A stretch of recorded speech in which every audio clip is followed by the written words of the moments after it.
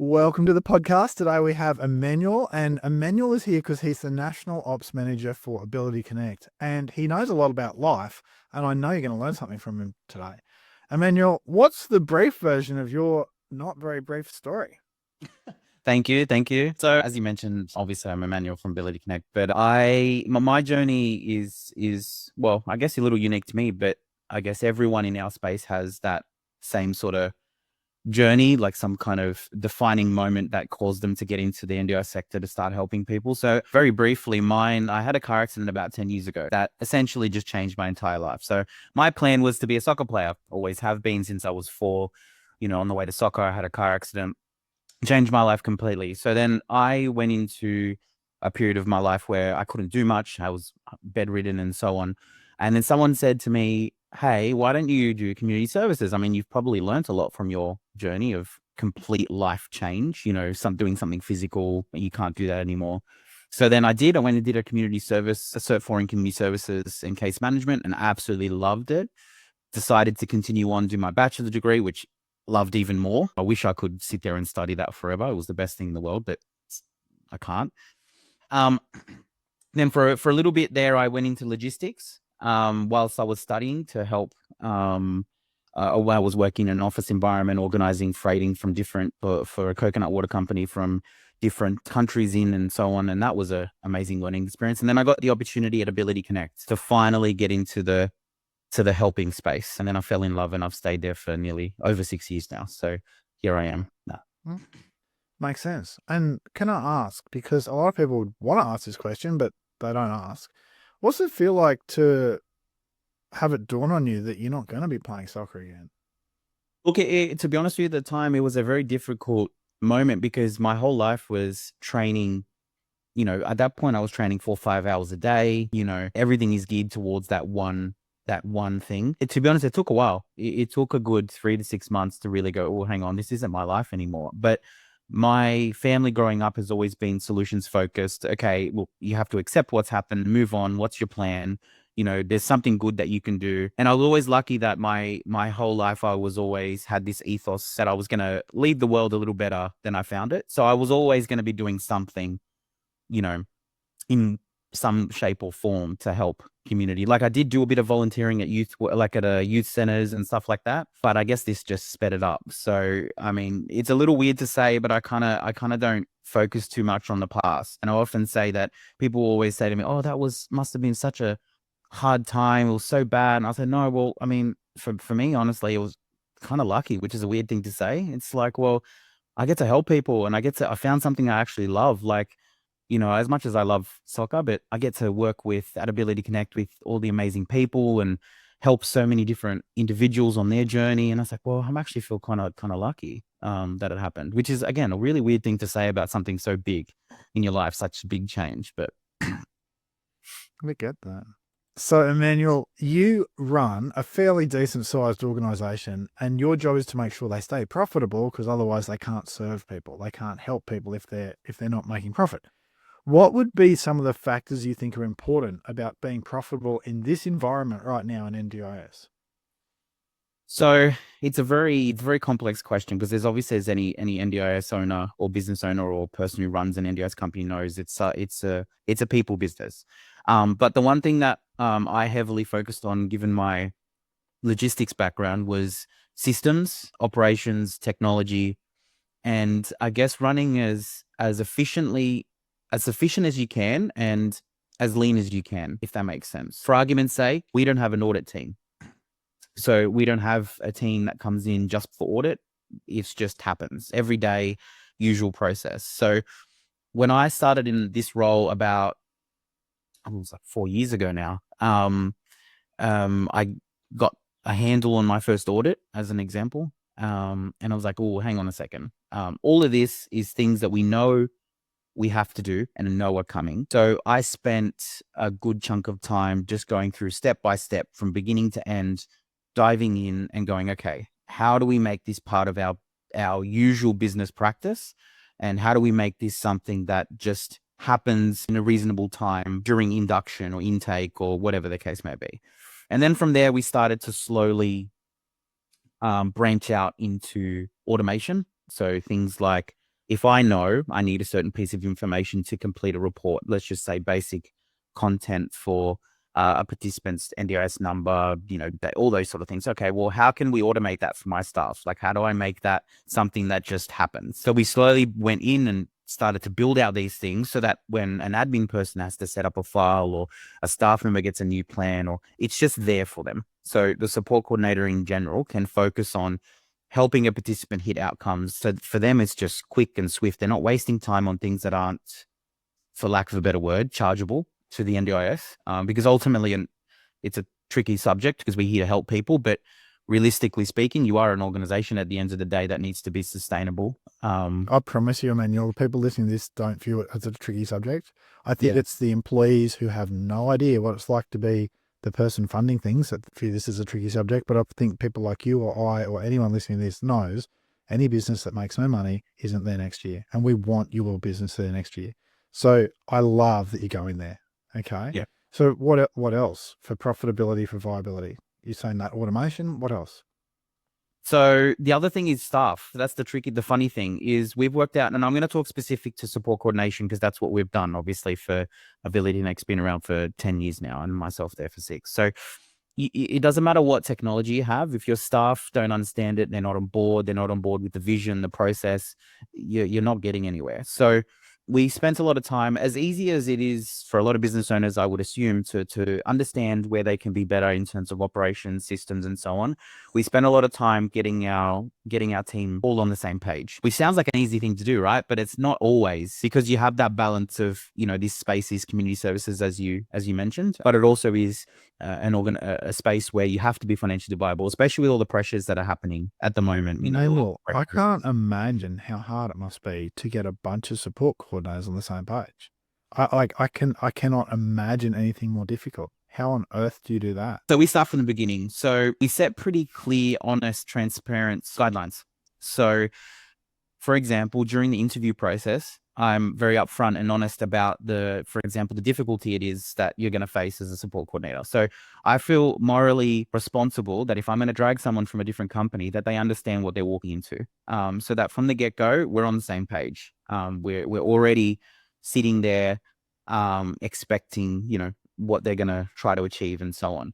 The other thing is we have a pretty effective system. So our software allows us to be quite easy manage that space. So ours is very, very simple to use, very quick and easy for them to see.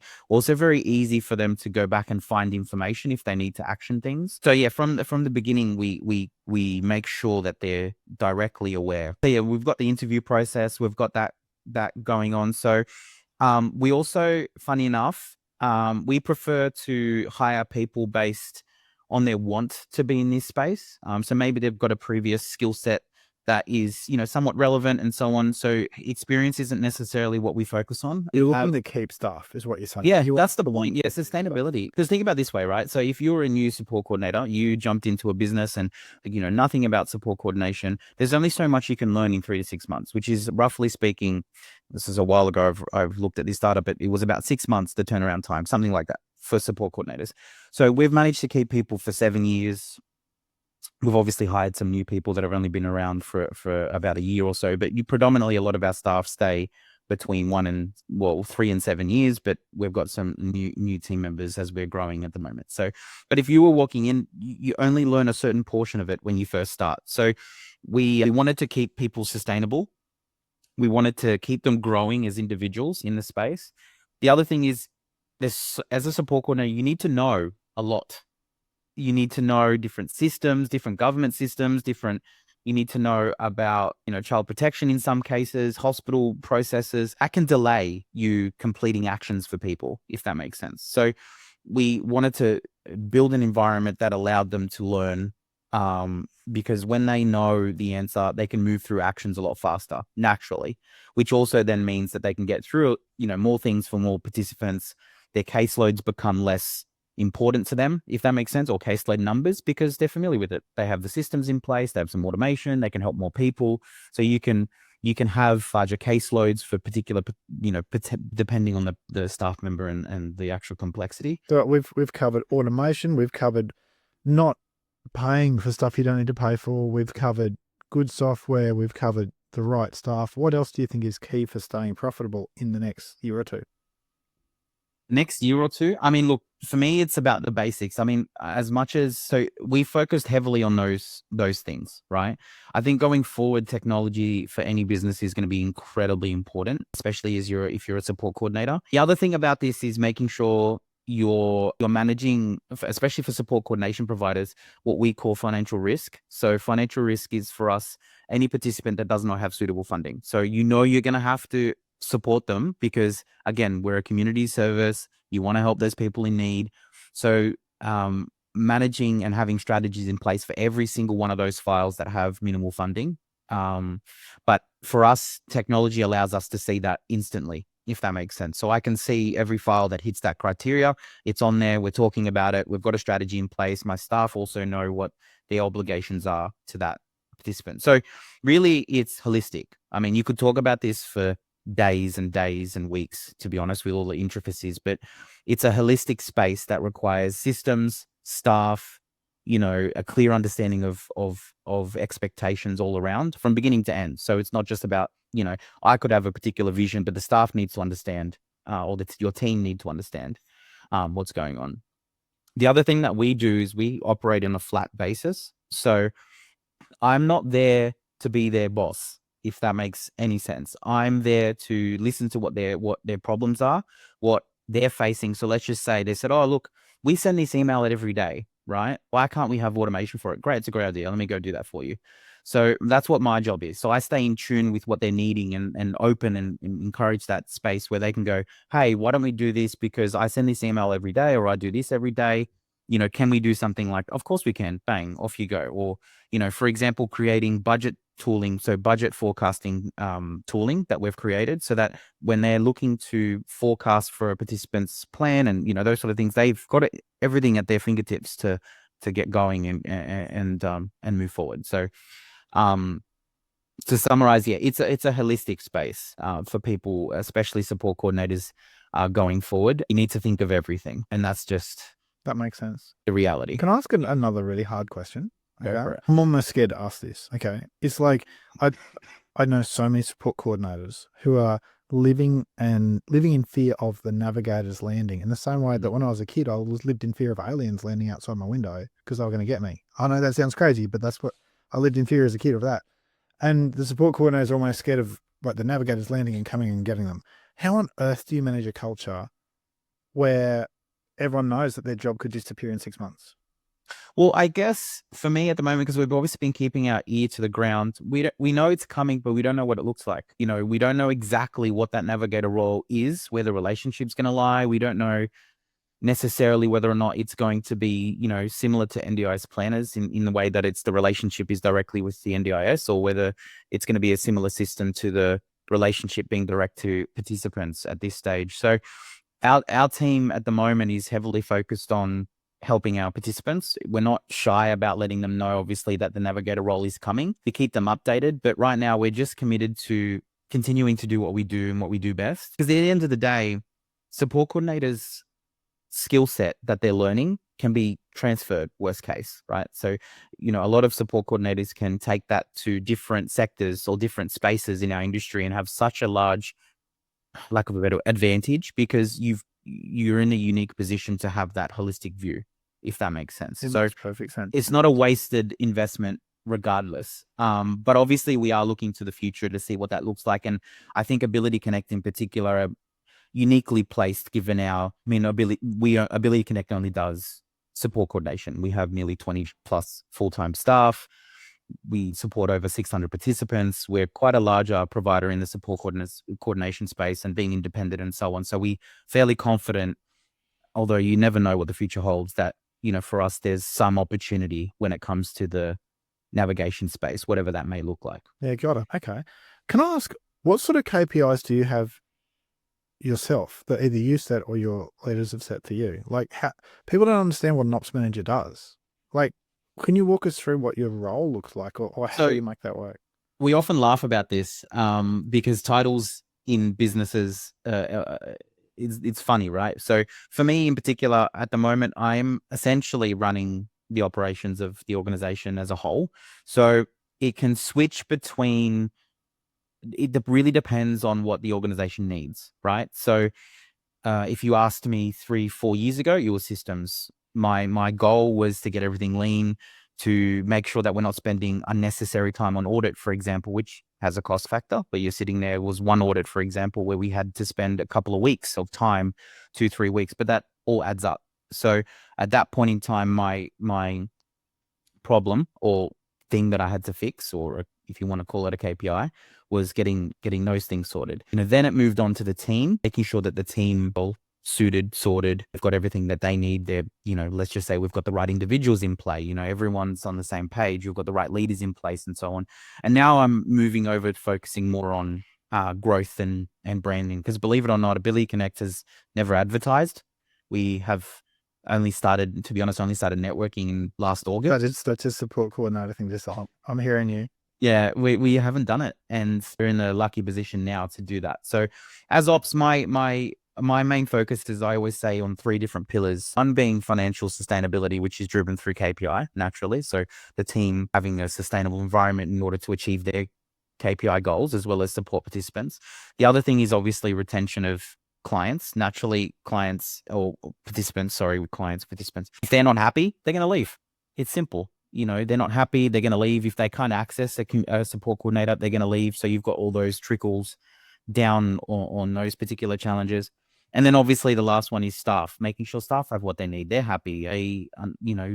There's a plan for their future. Whether it be away from Ability Connect, for example, we've had conversations with some staff members that their future goals lie outside of support coordination. And that's fine. There's no problem with that. Maybe they're studying to be an OT or a speechy or something like that, and they're with us for a particular journey. We're happy to help you. There's no problem. But again, we're clear on what that looks like in terms of the sustainability for the participant. Like, if you're going to be here for 3 months, it doesn't really help the participant, So me as an ops manager is really an all-inclusive role, looking at all of those things. And again, you could go into a lot of detail for each topic, talking about all the intricacies and how that flows down and then how it all connects together. But the way I explain it is those 3 main pillars for any organization would be extremely important that I'm responsible for. That makes sense. Makes heads of sense. Can I ask you another question? It's another hard one.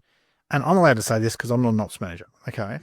I'm watching the immensely loud cry of everyone going, I'm burnout, I'm burnout, I'm burnout. And I'm like, you know what? So's your boss, but they still turn up. Now, obviously burnout is real. Okay. Obviously burnout is something to be prevented and something that takes ages to recover from. And like every other director of any company, I know what it feels like to burn out a bit. Okay. But how can we have a system where literally 60% of NDIS is telling me, and NDIS employees are telling me they're burnt out? Like, I think somehow we've redefined burnout so that everyone qualifies. However, it is a real thing and we need to look after people. How on earth do we, as not your company, but as an industry, look after people better so that, one, they have expectations that there will be hard days and hard seasons, but 2, so that we can handle those hard things and not put people under loads that they actually can't sustain? Like, how do we solve this? Because it's becoming almost the latest buzzword and it worries me, but also it's still real and it's still something we've got to work like crazy to not let happen. What do we need to know here? I mean, I guess you can look at it from a number of different ways. I mean, if you're talking about it as an industry as a whole, and this is not a dig, and I'm going to preface this, this I guess feedback, with a bit of a statement that I like to make. If you were a business that was only 10 years old, you've grown in 10 years to nearly, I think it's, what is it now, 737,000 participants. What would your systems look like? What would your staffing look like? That's a large number of growth and all that sort of associated challenges. So when we look at burnout from my perspective, when it comes to support coordinators, a lot of what I see is actually a frustration that they can't get what they need to get done. Not necessarily because like on our end, we can't do it because we have all the information. It's more the, response times, the, challenges. So, I mean, I guess, I think the NDIS is making changes that hopefully will be for the better. I mean, a little positive. I understand that we're going through some major teething issues, but from a burnout perspective, the ability to access plans. Like, for example, I think it was 4 or 5 years ago or 6 years ago now when I started, we couldn't even access product. We had no access to plans. So when we were forecasting, we had nothing. So, making those changes to put things in the right places, the technology, the ability to forecast, the all those, quick responses, to be able, even if it's a no, you need quick responses. Support coordinators or this industry, they need a clear vision. So from an industry perspective, specifically talking about support coordinators and how that trickles down to staff and so on, well, specifically staff in this case, is having access to those things, I think would make a world of difference. Again, all the things we originally spoke about are super important for your staff naturally when it comes to burnout, like having all the right systems and things in your fingertips and a really supportive environment. Like, for example, we do a buddy group system where they can converse with each other and talk about things. So it's not you're not the only person looking after that participant, for example.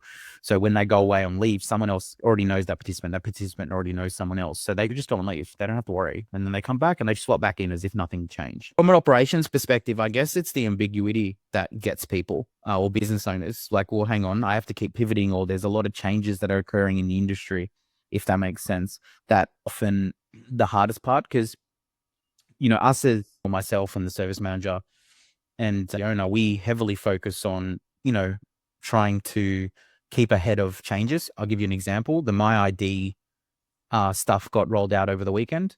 And maybe I've missed it, but I didn't see a specific date to say, okay, well, we're changing over on this date. So this morning we already had other meetings planned. Like before I was coming to chat with you, we jumped on, had to set up, we had My ID set up, but we had to go and do all the linking, which we were trying over the past couple of weeks to do ahead of time. So we had to snap in and do that. Now we have to go and add all the stuff, those little bits and pieces of rollouts and how they snapped on funding periods overnight, which meant that we had to adjust our systems, our budgeting tools. We had to change our framework completely. Once we get into a position of consistency, I think a lot of organizations can plan for the future and start to make efficient changes.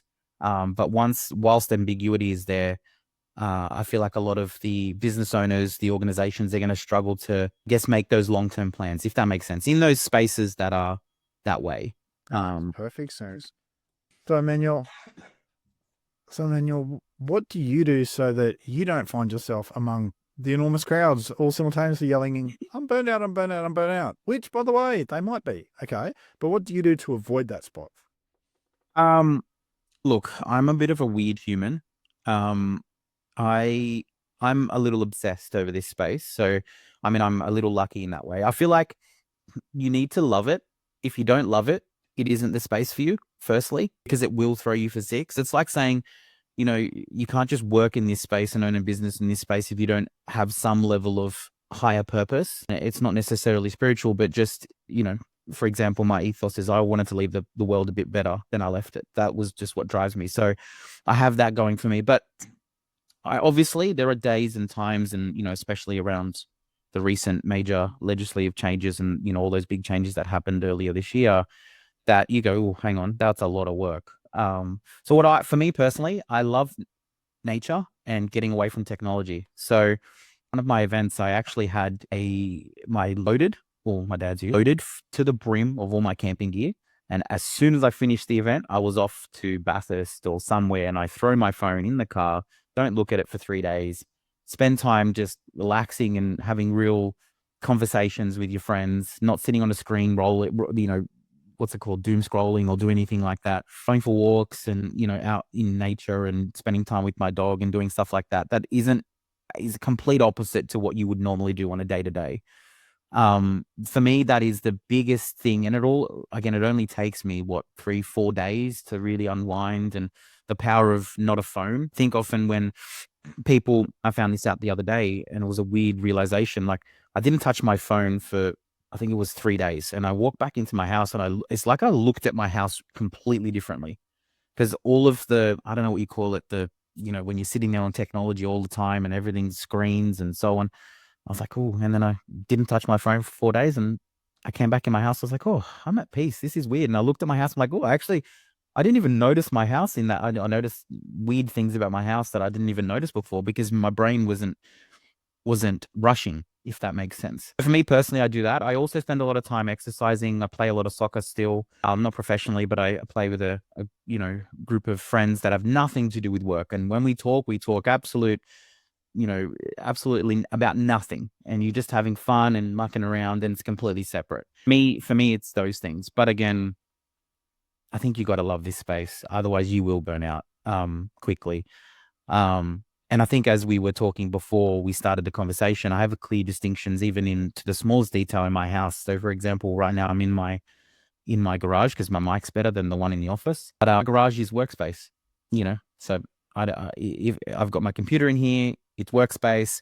When I'm finished, I shut the door, don't look at it. I'm not reminded about work, and I've just trained myself that way. Or, for example, the drive home from the office is my shut off time. So I'll listen to music to trigger my brain to say, you're finished work for the day. So if I need to stay back, I stay back in the office. But then when I leave, I'm done. And it's about training the thing. The last one for me is, and it's a little bit of a harsh one, but I tell my staff this sometimes, is you can't help everyone. You just can't. As much as we try, we have to have a sense of confidence in knowing that we've tried everything we can. And whether it be at that point in time, you didn't know enough about a certain topic, or, if you can confidently within yourself say that you're trying to help, you can't solve everything. And I think, again, that's for me a big thing early on in my journey that I really came to terms with, that I'm going to do my best, but I'll try, but I can't help everyone. So there are going to be scenarios where, unfortunately, there's nothing that I can do. As time goes on, obviously those situations become less and less because you get more experience. But yeah, and you'll become hardened to it as well. It's like, I know so many people in the first, say, 12 to 18 months of their journey as a provider who are still trying to do things to achieve things. And it's like, hold on, you're not even getting paid for this. What's going to happen if your whole business goes under because you spend your life acting like you're a charity, not getting paid for stuff because you're trying to prove to yourself or someone else out there, maybe your parents, that you're a good person? Is that what's motivating you? Like, why are you working for free? You are not a charity. And that sounds so harsh, but there's a reason why your business and mine will last. Is because we understand the maths behind stuff. And a lot of people who are employees don't understand that. They're like, no, we should be helping everyone. It shouldn't be about money. It's like, well, who pays for your super? Who pays for you to be here? It's by delivering services. But it's a very hard thing to have that realization. I think a lot of directors of companies don't actually hit that point till one day they look at their accounting software and go, oh, why is that red? Oh, it's because we've been spending X% of our time on things that we will never get paid for. What are your thoughts on that? I mean, we went through that phase early on, definitely, in that sense of, that's what I was talking about when it comes to financial risk. A lot of our staff were spending a lot of time on things that, they couldn't claim their time for example. And it's hard conversations because all of us have big hearts. Otherwise, why are we here? But fortunately, again, you can't help everyone. But the other thing that I think is an injustice is, if you are actually just doing it, you're not actually holding the NDIS accountable for what it actually takes to help the community. So they won't know. They can't see those unbillable hours or those, and I've been doing a lot of work around this topic with providers at the moment and allied health providers, because historically they don't actually track the amount of non-face-to-face support that they provide, or the WhatsApp groups and the organization that goes into supporting their staff to make sure that person has quality care. And I mean, you can see it in the IPC reporting. The NGOs don't know. They don't, like, when they're looking at their pricing, they're talking about the quality indicators and the difference in quality you get for the price. And I think as support coordinators, one thing that I can see is we're not telling them, that non-face-to-face side effective enough. Well, let's see you tell them, and let's see if they instantly drop everything and make everything perfect. But either way, we shouldn't be doing work we're not being paid for. If you want to volunteer your time, go and coach your son's soccer, or go and, I don't know, do something in the community, but that's actually called charity. You don't do charity at work. That's just weird. And it destroys businesses. I guess as an organization, that's where you have to understand your business through and through and know what percentage you're willing to do. Because we still do it. So sometimes We have certain roles in the organization that are geared specifically for that. So we have it's partial roles where they can, at the discretion, because they're obviously senior members, support a family that hasn't got NDIS yet. Or, we do a little bit of work with charitable bodies where they're struggling with certain clients. We can offer some advice and guidance because, again, we have hearts, but you kind of have to have your ducks in a row and understand what percentage of that in your organization you're happy with. Again, from a personal perspective, I mean, this whole burnout thing and doing work, and if you over commit, you're no help to anyone. So if you're doing all those works from a business perspective, obviously you're talking about, you have staff that are focusing on things that I understand that people need, and the financial obligations, and also the staff start to feel bad because they're not hitting their targets that they know they can, or you're saying.